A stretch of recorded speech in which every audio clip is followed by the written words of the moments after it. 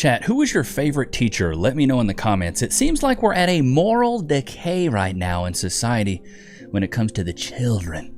They don't want to learn. They don't want to read because AI can do everything. Why would I need to learn to do math when a calculator can do it for me? Why would I need to learn how to read when AI can read it to me? We're at a pivotal point in society right now where children don't feel inclined or motivated at all to want to learn because everything can be done for them. Let's get off into this. Okay, this is becoming a genuinely concerning issue. As a substitute teacher, I'm encountering a really concerning number of students who truly do not see any value in learning because, as one of the 4th and 5th graders that I was teaching the other day asked me, why do I need to know any of this if a computer or AI can do it for me? That's crazy. A little girl didn't want to learn how to read because why would she need to when she could have the computer read it to her? That's Why crazy. would she need to know how to count when a calculator could do it, or when she could just take a picture of her math problem and have the AI do it for her? Wow. This is a legitimate issue because if for whatever reason we lose the ability to have access to these things, we have an entire generation of kids who's going to be entirely helpless without the internet, and that is not okay. If you as a parent are encouraging this behavior and allowing your child to use AI for everything, you have a problem, and you need to be teaching them otherwise. A message to anyone out there who thinks that teachers have it easy just because we have time off. I have 2 hours left of my school day, and I'm leaving because I'm so stressed out. Bro, teachers right now are overworked and underpaid and underappreciated. If you are a teacher, I do appreciate you. I used to be a teacher. I know how hard it is. I know how difficult it is. It's a thankless job. You know, some people appreciate it and they go, "Oh, wow, you're a teacher. Wow, that's amazing." Like, and the kids definitely don't respect you. And the best time I had teaching, because I got my degree in music education, and I had to teach at the elementary level, the middle school level, and the high school level, so primary and secondary. So when I was a teacher, the youngest kids loved me. The kids in elementary school, hey, Mr. Nichs. They loved me, bro. But the high schoolers were like, hey, what's up, Mr. Nichs? Yeah, I don't even want to be here today. I just have to be here. I had to take an elective, so I'm taking band because I taught percussion. I taught drums. Dude, kids just didn't care. And that was 15 years ago. Now, it's even worse. It's absolutely even worse. These kids, I don't understand how they ended up to this point. You know what I mean? Like, I teach 8th grade history, and I have 110-ish students. Two of them are reading on grade level right now. 18 of them are at a kindergarten level. 55 of those students are between a 2nd and 4th grade level. That's a lot of them. And that's... How do I teach these kids? How do I reach these kids? Are you reading at a kindergarten level in 8th grade? Oh my God, we're at a literary, is that the word? A literary epidemic right now. Typical of what I've seen lately from students. But it's not just literacy. It's not just literacy, and it's not just like lack of content knowledge. It's not just critical thinking skills. It's basic thinking skills. My students can decode almost nothing. They cannot apply inference. They cannot process questions that are longer than a sentence. They cannot connect cause and effect. They can't track multi-step ideas like in a political cartoon. And it's scaring me a little. Like, I see it every single day. I had a kid yesterday, 4 kids actually, this happened in every class. We were doing guided notes, supposed to be a real easy day, it was a review. They wrote down, Maryland was founded as a safe haven for Catholics. It was on the board, they wrote it down. And before we moved on, I call on a student and I ask, hey, where were the Catholics one more time? And these students, what they do is they look at me, and then they look at their notes, and then they look at the board. They look back at their notes. And some of them never answered me. They never figured out the answer. It was wild. And I kept giving them hints, like rephrasing the question and saying, like, it's in your notes. We just wrote it down. We just wrote it down. Where are the Catholics? It's on the board. And they never got it. They can't read the... That is wild. These kids are writing it down and they still don't know. This is why, dude, you can go to Course Careers and you can learn pretty much everything that you need to right now. I'd go to Course Careers. If you feel like you need to learn something, go to Course Careers. You need to get a better job. It's an easy way to do it. CourseCareers.com, man. Go check that out. It's an easy way to get up there and learn a new skill set to get a better job, dude. Their own notes. And I don't mean their handwriting. I mean, like, they can't make heads or tails of it. on the page. That's wild. I had a kid today. I have these extra credit assignments, 3 of them. They're on the wall. They could turn it in at any time. And I think they're pretty easy. Like this one, and it replaces your lowest daily grade. So like end of the quarter, lots of these start to roll in. This one says, on a separate sheet of paper, choose 4 principles of the Constitution, and for each one, write what it means in your own words, an example of how it works in the U.S. government today, and a personal example, how that principle might show up in your own life, school, or community. I wrote them an example, and I labeled it, do not use the example, and I even gave them a checklist at the bottom. Make sure you have these 4 things so you can get full credit before you turn it in. Make sure you have the 4 principles and the meaning and the examples. Make sure it's 1 full page. And this student just turned it in, and I read it. First of all, they don't write it on a separate sheet of paper. I've only had 1 kid this year do that. They just write like in the spaces of the instruction, like in the margins and stuff. Very bizarre. But like they just don't do the assignment. It's like they don't understand because it's not written in like a multiple choice format. This is exactly what this student wrote. They wrote the principle's definition in the student's own words. They rewrote the instructions. Stupid. The whole thing. Even the example where it says, do not use this example, they just copied the instructions and wrote them again. Oh my God. And then checked off the checklist, even though, like, you didn't do it. And this student, just like the students yesterday, I don't think they're fooling with me. This is a student who's doing extra credit on their time off. They genuinely want to bring their grade up. I know them. But, like, is that what you think that the extra credit assignment was? Wow, that's truly sad. We live in an era now where kids are straight up dumb, real dumb. They don't even want to learn anything. That's terrifying. Cass and I were driving yesterday and we pulled up next to a big yellow dog. Put a 1 in the chat if you know what a yellow dog is. A school bus. Pull up next. I got the taco meat out for you guys today. I tried to get a little sexy. But no, for real though, my dildo. So we were driving and we see this yellow dog. We pull up next to this school bus and Cass was like, look at the school bus. And I look up over at the kids because we're at a red light. Every single kid is just this.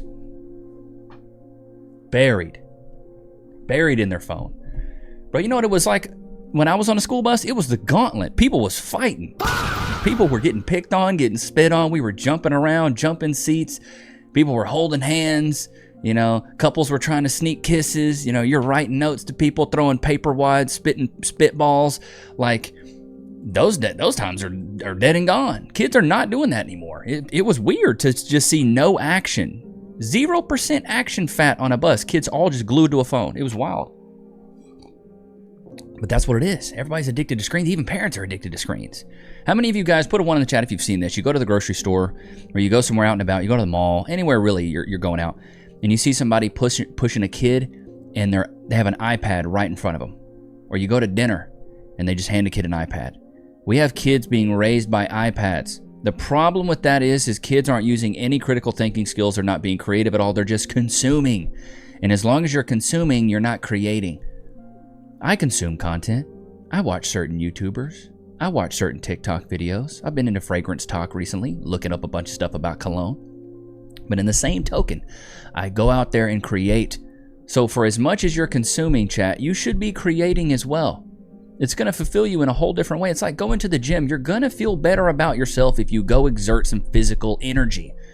Go to the gym, go work out, get 10,000 steps a day. Do the 300 challenge, 100 push-ups, 100 sit-ups, 100 squats. It's really all you need, dude. You can do 100 pull-ups in a day if you wanted to. So many people miss out on creating things and doing something physical that I feel like that's why so many people have PTSD, anxiety, that are so sad, because they sit around doing nothing but consuming. And you're consuming other people's content and comparing your everyday mundane life to everyone else's highlight reel. Shiva and I should have bought a Honda, put it on a t-shirt. Public education has switched to a restorative practice, and it's just allowed students to run the classroom. I don't know what's happened to education. It breaks my heart. I wanted to be a teacher since I was in the 4th grade. Now I'm a teacher and I'm miserable a lot. I love the act of teaching. I love changing students' minds and helping them develop into smart individuals, but I don't do that. I don't get to teach. I spend my day managing behaviors and teaching students how to regulate their emotions. Yeah, it's babysitting. I'm not a counselor. I'm not a behavior specialist. I'm a teacher, and most of my job is managing behaviors. Most of my job is reaching out to admin and parents. That's not what I signed up for, and that's why so many teachers are leaving the profession. I always thought public education would be here. I always thought it would be a good option. I didn't think you had to have money in order to get a good education, but anymore I'm beginning to think it's done for. I just had a comment and somebody said education is failing because students are running the classroom and teachers have no authority. And that's true. I just watched a video of a teacher getting pepper sprayed by their student in the school because they took their phone because it was being used to cheat on a test. And there were people defending it. What? That's crazy. Bro, no way. Pepper sprayed? Imagine you're that kid that pepper sprayed your teacher in biology. She wouldn't let me cheat, so I hit her with the mace. That's crazy. I'm deploying the spray. That is wild work. Really crazy. By the way, this video has 397,000 likes. Happy World Kindness Day. Don't forget that everyone is a human being, even your teachers, and even if they assign you work that you don't want to do, and they spent time making it fun for you. Hi, every video that I have seen on my For You page lately has been talking about big back, the children of today and what it is like to be a teacher and the state of education and blah, blah, blah.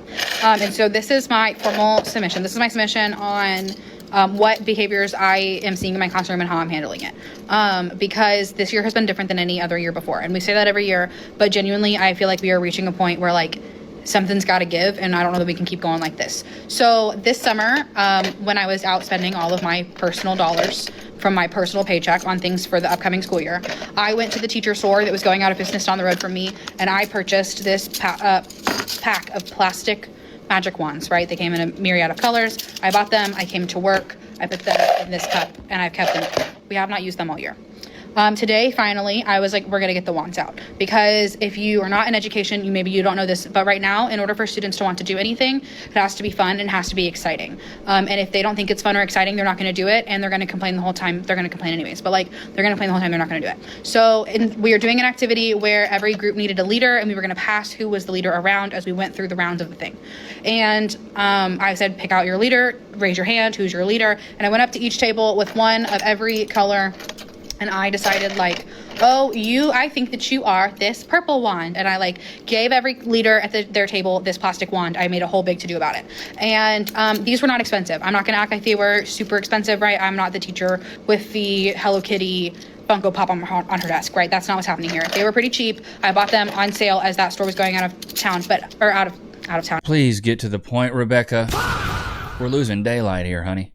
Out of business, but I did spend my own money on these. And today, no sooner than I had passed them out, I watched a child look at me and then break it. Just broke it right in half. I mean, baby girl, that's what kids do. Like, let's keep it a buck. That's what kids do, man. That's what kids do. Kids break stuff. You know, like chat, let me know what's the worst thing you ever did in school. What's the worst thing you ever did in school? I mean, I smoked weed on a band trip and got kicked out of high school. But, you know, that's neither here or there. But, dude, this is probably the worst thing I ever did in high school. So, there was this girl in my class, me and my buddy. We could not stand her, bro. She was such a B-word. Yeah, she was awful. Always so rude. Always in everybody's business. Always a snitch. And so, one day she had her, we were sitting behind her and she had hung her jacket on, like, the seat in front of us. So, it's just like her jacket's right there. And my buddy's like, I'm gonna hock a loogie in her pocket. And I was like, bro, do it. He did it, and then I did the other one. Diabolical, bro. I'm sorry, okay? I didn't mean to. It was peer pressure, and you deserved it. But we hock loogies in her straight up, her jacket pocket, and then she goes, puts her jacket pocket on. She's like, ew. We were just sitting back there just...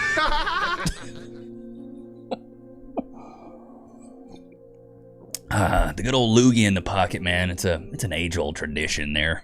Exaggerating when I said that I'm truly concerned about this younger generation that's coming up. And for reference, the generation I'm referring to is Alpha. So it's my children's age group. And their ages are 10, 8, 6, and 4. So let's group it together and say 13 and under. I made a video about this a few weeks ago, and I explained some things that I'm witnessing, the inappropriate behavior that's happening in front of me and completely ignored by the adults around them. So the response was pretty similar. A lot of people are feeling the same way as me, the same concerns. And I said, wow, I have a lot of stories I can tell if you want to hear them. And everybody wants to hear them, so that's what I'm going to do. And lucky for you, something happens every few days, but I'm going to go ahead and go with the most recent. So over the weekend, my son had a soccer game. My son is 6 years old. So he's playing with other children that are also 6 years old. So I'm sitting on the sideline with my daughter and my son, and my husband is behind me playing catch the ball with my littlest. So both teams get on the field. The other team starts going like, oh, you're going down, boo, like whatever. So I think to myself, oh, they're a little rowdy. Okay. Game starts. Well, there's one kid on the other team that notices that we're all actively cheering for my son. Okay. So this child on the other team, mid-game, walks over to me, a grown woman, puts 2 hands up like this close to my face, and goes, pshh, pshh, pshh, pshh, you're, except he said it. I have to mouth it because of TikTok.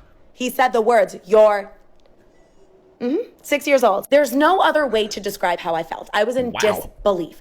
My daughter and son are sitting with me. They're in shock. The ref is looking at me completely in shock. I go to turn to my husband to tell him, like, this is what happened, but he had already seen it. He was making his way over to the coach, okay? I stand up and go, where is this child's parents? Where is his parents? Who's his parents? Well, guess what? No one Donde está his parents? claimed him. So that coach ends Nobody claimed this kid. He's just showing up a Maverick playing. he's like, give me a jersey, coach. I'm going in. Pulling that kid out of the game. And I was like, all right, this is it. We're going to find out who his parents are, because surely they're going to see him be pulled from the game. Well, guess what? His parents were actually sitting on the end of the field, knee deep in their phones, completely unaware of anything going on. They had no idea that their son had Shocker. just done this. This video is already getting really long, so to avoid me going into another minute of talking, I'm just going to end with this, and I'll go into details maybe another time of how I know this. The most disappointing thing is those parents left without even knowing that this took place. Wow. That's the world we're living in right now, chat. Parents don't care, you know. It's truly sad. I feel bad, man. Because how are the kids supposed to have any shot if the parents don't give a fart, you know what I mean? The parents don't care. Parents are knee deep in their phone. And bro, I remember, I'll tell you all my favorite teacher since I asked you guys earlier. Her name was Mrs. Walker. Mrs. Walker, if you're watching, I love you. You're a good woman. My 2nd grade teacher. I remember the best memory I have of her is we were playing Oregon Trail and out of corn. If you're old enough, you know what Oregon Trail was. And if you're young enough, you can go play it. I'm pretty sure they probably have a new version. But anyways, we're sitting in there. We got the computers. We popped those floppy disks in there. I'm playing Oregon Trail. And I don't remember exactly what happened during the game, but I got frustrated. I got a little bit overwhelmed. I went over to Miss Walker. I complained. And I started crying. I was in 2nd grade. And she goes, come here, honey.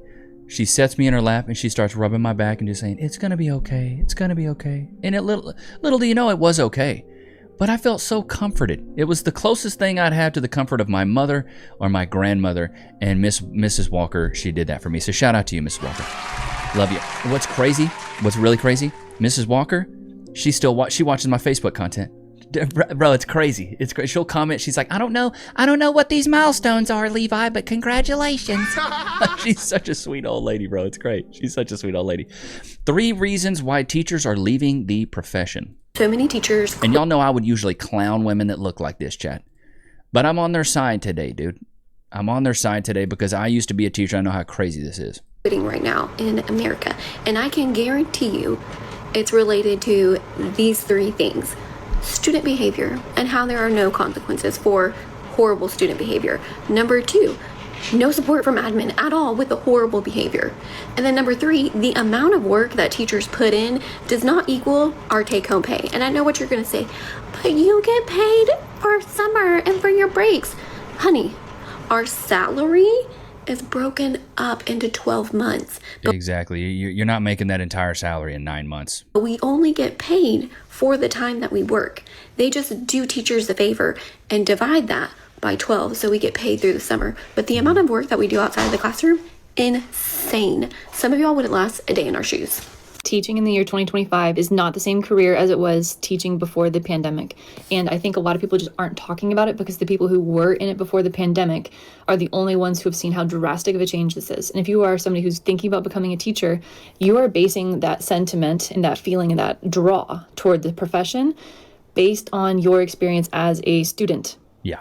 Your childhood memories, even up to high school, is not the same environment. If you were in high school when the pandemic started, you still knew what it felt like to be in a real elementary school class, a real middle school class where there was projects and there was creativity and the curriculum wasn't scripted. And the change isn't entirely because of the pandemic, but the pandemic is a great marking place that divided this, is the continental rift, right? It's because before the pandemic, teachers were the curriculum. There was a curriculum to follow, but it was more of a pacing guide. And now we have what's called a scripted curriculum. And you would be shocked by how many teachers have a scripted curriculum. And this means that teachers are not the autonomous professionals. Teachers are not the ones who earned their degree and they have the... that slowly but surely these teachers will be completely useless and they won't even use these teachers anymore. That's the really, really sad part. And then also... I because I used to be a teacher and I kind of have, I got a soft spot for being a teacher because I was one, and it was very rewarding. It really was. I'm actually going to go back to the high school that kicked me out, and I am going to talk about being a YouTuber and just to see how it goes. So I'm going to go out in that field. I'm going to go and see how it goes and see how responsive the kids are. Because I've seen this stuff and it's part of my humanitarian efforts of being a philanthropist and, trying to give back to the youth. How do I reach these children? Back in for the day. First period drove me nuts. That is my only 10th grade class. And what I'm learning is that they think everything is funny. Everything is hilarious. They don't take the work seriously. I mean, I'll keep it at that. Wow. I thought everything was funny. I didn't take the work serious. High school was just a chance for me to hang out with my buddies. Let me show y'all. So I read through a poem with them, right? And I asked them to read this on their own. This is the passage. That's it. 1, 2, 3 paragraphs. This is too much, miss. 3 paragraphs. You got a disrespectful class when they go, "This too much, miss." Hey, mister. I hated that. Like, I have a name just like you. I don't say, "Hey, kid," "Hey, student." Paragraphs is too much. And he says it with a smirk and a smile. And it made me mad. Because what do you mean reading a 3-paragraph passage is too much? That's too hard. How many words is this? 10th graders. Jeez. Mind you, I remember reading Beowulf in 10th grade. Yeah. Is that not what I was reading in 10th grade? Like, reading it and trying to comprehend. And they want to complain to me about 3 paragraphs. 3 paragraphs. I started contacting That's crazy. But you got to think, look at Kai Cenat right now. Like, Kai Cenat is doing this whole thing where he's going back and reading, and he's one of the most successful, if not the most successful streamer besides maybe iShowSpeed. And this dude reads at like a 6th grade level. Like, let's just see if I can't find a clip of him reading really quick. Like, Kai Cenat reading. Like, he sets a timer to read for 15 minutes. And it's like, what is going on? This kid can't even read. Like, is this it, Kai's Mind? Reading for 15 minutes to help me speak better. We setting 15 minutes on the clock. Breaking the spell of black magic in your mind requires a great personal power. Every time you break an agreement, you gain extra power. You start by breaking agreements that are very small and require less power. As those smaller agreements are broken, your personal power will increase until you reach a point when you can finally face the big demons in your mind. See, he's reading like he's not comprehending what he's reading. Like, he's reading the words, but I almost biggity bet you if he went back and like had to quiz on this, it's sounding like he's just reading to read and not reading to comprehend. The reason I know this is because I used to read like this. Because don't need to lie anymore. We don't need the denial system because a healthy mind, like healthy skin. But this just shows you, and I'm not trying to hate on Kai, like his whole his whole thing where he's trying to like reinvent himself and be a fashion designer. Cool, dude. Go for it. Go for your dreams. Go for your goals. You've already become one of the most successful streamers on the planet. So like, go for gold. Do your thing. But it just shows that you can be so successful and still be darn near illiterate, and you don't even really know how to read. Know how to read. God, I don't even know how to speak. Stupid. But this is why, like, dude, I'm not the best reader. Like, if you put a book in front of me, like Cass makes me read the Dr. Seuss books to baby Nichs because I'm not the best reader. But I hated reading as a kid. Couldn't stand it. Could not stand it. So, like, I resonate with Kai because I don't like to read. I didn't really read. You know what I read? The Cliff Notes, the Spark Notes. You know what I was more interested in? Talking. I didn't like reading. I liked to talk. I liked to socialize. That was kind of my superpower. Reading wasn't like something I was like, oh man, I really just want to read all the time. No. I've maybe read 20 books in my life, and 15 of them are self-help books. Like, we're all talking about how public schools are not sustainable, right? But seriously, what is the conversation? Because I am a speech language pathologist. I work full-time in the school, so I'm on a SPED team, and we have a school psychologist, a case manager, applied skills classroom, emotional disability classrooms, STEP classrooms, which is This is insane, because back in the day, it was either SPED or you were in the regular classes. Autism classroom. We have every program that you can think of here in our district, and still, it feels like we are constantly on fire in the SPED world. Our evaluation list and reevaluation list is through the roof. I've never seen our list so long, and it doesn't seem to be stopping or shrinking anytime soon. I feel like it's so common that we have pretty extreme behaviors, even from students that are in just gen ed. And parents have concerns, teachers have concerns, so naturally they come to the SPED team. And I guess I'm just like, what do they want us to do? Do we just continue to label everything as OHI, other health impairment, meaning that's ADHD, ADD, ODD, whatever the case may be, because they're inattentive. ODD, what is that? God, there's so many acronyms. This is the problem, though. Is every kid has an issue. Every kid has a problem. I did a Are You Delusional episode the other day. Here, let's get Loki Jerky here. He's waiting back there patiently, like the goodest of boys. Loki. Okay. Sit. Wait. Shake. Free. That's baby Nichs' little swing there. But I did a Are You Delusional episode, and a kid that was like, I don't know, maybe I think he was 21. Yeah, I think he was 21. This kid was like, I have PTSD, ADHD, OCD, all these acronyms, and I'm like, bruh, you're 21. How do you have PTSD? There's war veterans that have PTSD. There's guys that have seen their buddies blown up in pieces, stepped on an IED, and blown their legs off, splattered like a red mist, looking like somebody's throwing a rotten tomato at a windshield. Just, that's what they've seen. But you're telling me because you went to high school biology, you have PTSD? This was just so wild to me, this younger generation. And even when Cass was working, she worked at a plasma center, and these young kids would come there, 19 years old, on PTSD medication. How do you have PTSD as a 19-year-old? Maybe I'm too harsh here. And chat, let me know if I'm too harsh, but I grew up poor. I grew up eating government cheese and bologna with the plastic on it and tearing that off, and Spam. I grew up eating that Wonder Bread. I grew up with roaches in my house, rats in my house. I grew up with that.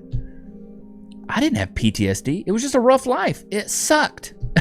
I didn't get diagnosed with PTSD. And thank God my mom didn't think I needed Ritalin as a kid. Every 6-year-old boy is wanting, he's supposed to want Skittles for breakfast every day. That's part of it. It's part of being a boy. You're supposed to be amped up with energy. You're supposed to want to do a bunch of things. You're supposed to want to get into trouble. You're figuring the world out as a young boy, manipulating the world around you to see what you can get away with and what you can't get away with. You're learning. But now they just want to diagnose everybody. Well, he's got ADHD. Better put him on Ritalin. Calm him down. Calm him down. Don't divert his energy. Don't take his energy and put it into a positive way. Drug him up. And I think that's the problem with today's society, is we would rather drug up children than actually teach them something. It's truly sad because we're losing the youth at an alarming rate. We're losing the youth at an alarming rate, and it's sad. Because they're the future of our world. They're the future of our generations. They're going to be the leaders one day. They're going to be the ones starting new companies, being the local congressman, or being on the city council, But these kids don't want to do anything. They don't want to work. They don't want to earn anything. It's like a lost generation. I hope we have a nice little soft reset where kids can get back to a point where they actually want things. But when I was growing up, everything worth having was worth working for. And there was only a few people that had mental ailments, and the ones that did had been through something wild. Not just like, oh, well, my parents got a divorce, I'm on PTSD medication. It was like, no, I was thrown out of a moving vehicle when I was 10 and my parents set me on fire. Yeah, it was something like crazy. Nowadays, it's like kids are like, well, I go to biology and kids, they pick on me and they make fun of me. It's like, whoa, what are we doing, man? It's crazy. Ain't that right, Lokes?